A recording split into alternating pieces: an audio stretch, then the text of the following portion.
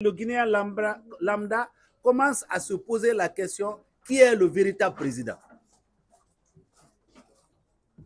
Parce que le 31 décembre 2023, le président est sorti à la télé. Il a regardé les Guinéens dans les yeux.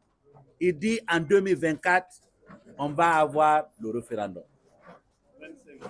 En 2024, il a dit, en 2024, on va avoir le référendum. Rappelez-vous de ce que le général a dit, c'était le 31 décembre 2023. 2024 s'est écoulé, on n'a même pas un projet de constitution. À plus forte raison, un référendum. En 2024 encore le 31, parce que comment on écrit un discours d'un chef d'État comme le général Mamadi Doumbouya? C'est tout le monde dans son département, beaucoup de conseillers qui donnent des idées. Mais si on n'est pas sûr que quelque chose sera fait, pourquoi le faire dire au président? Parce que, le président a dit que le référendum aurait lieu en 2024, ça n'a pas eu lieu. Le président a dit qu'il ne sera pas candidat. Les gens sont en train de dire qu'il sera leur candidat.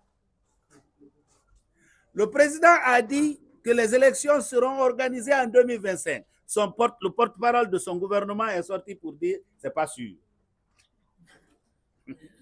Ça veut dire, en tout cas, le président doit faire très attention avec son entourage parce que son entourage est en train de faire de sa parole une feuille de papier. Parce que si moi je suis président de la Guinée,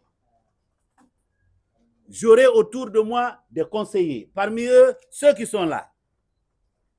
Si on met dans mon discours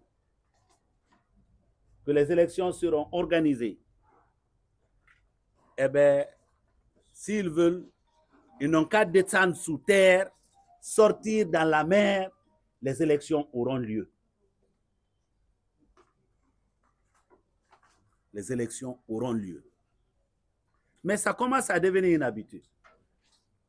Et si c'est une habitude, eh bien, les Guinéens vont commencer à dire, ah, le président a dit, mais on attend ce que va dire son porte-parole. Peut-être ce que son porte-parole va dire est plus sûr que ce que lui-même il a dit. Ce que lui-même il a dit. Alors, c'est vraiment comique. On attendait mieux. On attendait sérieusement mieux.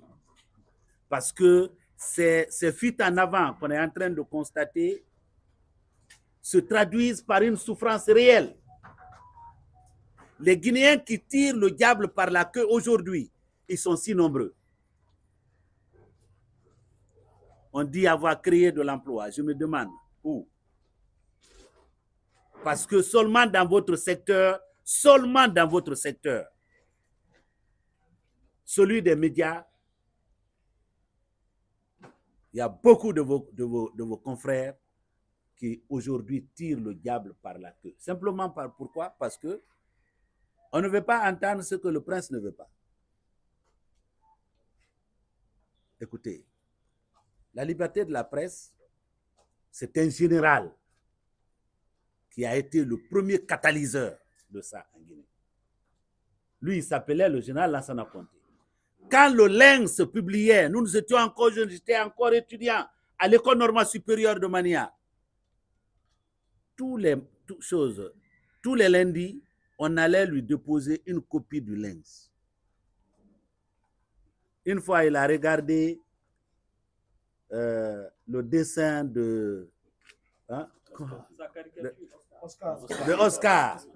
Il dit, amenez-moi le monsieur qui fait le dessin là. On lui a amené Oscar. Il dit, mais quand même, toi aussi. Je suis plus beau que ça. C'est dire qu'il était tolérant. C'est pourquoi il a permis que les Guinéens se sentent libres. Parce que c'est la liberté au nom de laquelle on a dit à la France non le 28 septembre. Et le 2 octobre, nous avons proclamé notre indépendance. On ne devait pas aujourd'hui mourir à cause de cette liberté. On ne devait pas aujourd'hui perdre son emploi, son entreprise ou son emploi à cause de cette liberté.